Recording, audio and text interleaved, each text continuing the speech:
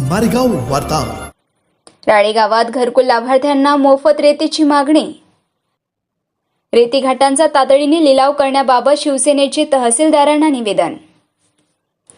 राळेगाव तालुक्यातील गरीब, गरजू व आर्थिकदृष्ट्या दुर्बल घरकुल लाभार्थ्यांना मोफत रेती उपलब्ध करून द्यावी, तसेच तालुक्यातील रेती घाटांचा तातडीने लिलाव करावा, अशी ठाम मागणी शिवसेना राळेगावच्या वतीने तहसीलदारांना दिलेल्या निवेदनातून करण्यात आली आहे।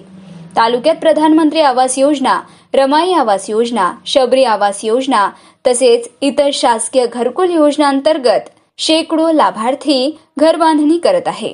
मात्र रेतीच्या टंचाईमुळे अनेक घरकुले अर्धवट अवस्थेत असून बांधकामाची कामे पूर्णपणे ठप्प झाली असल्याचे निवेदनात नमूद करण्यात आले आहे। शासनाकडून घरकुल मंजूर असतानाही मूलभूत बांधकाम साहित्य मिळत नसल्याने लाभार्थ्यांमध्ये तीव्र नाराजी आहे।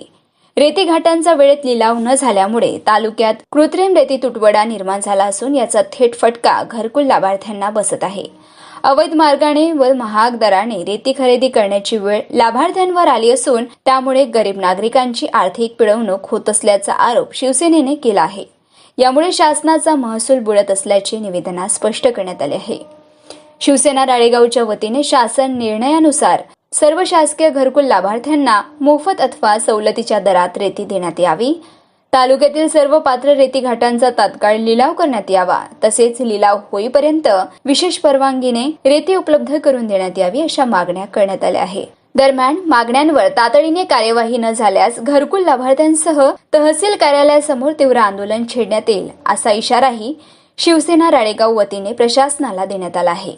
यावेळी शिवसेना जिल्हा विधानसभा प्रमुख जानराव गिरी, तालुका प्रमुख मनोज भोयर, भानुदास राऊत, इम्रान पठाण, प्रतीक बोबडे, ॲडव्होकेट योगेश ठाकरे, गणेश कुळमेथे, इंदल राठोड, अनिल डभारे, दीपक येवले, किशोर कापसे, शेख अनिल शेख अजीज, जीवन रामगडे, सागर वर्मा, मयूर जुमले, गोविंदराव काळे, प्रफुल्ल नन्नावरे, दिवाकर जवादे, भानुदास महाजन, चांदखाभाई कुरेशी, राहुल पाटील, पार्थ काकडे, महेश राऊत, गीतेश अलमकर इत्यादी उपस्थित होते। मारेगाव वार्ता, जावेद शेख, राळेगाव, यवतमाळ।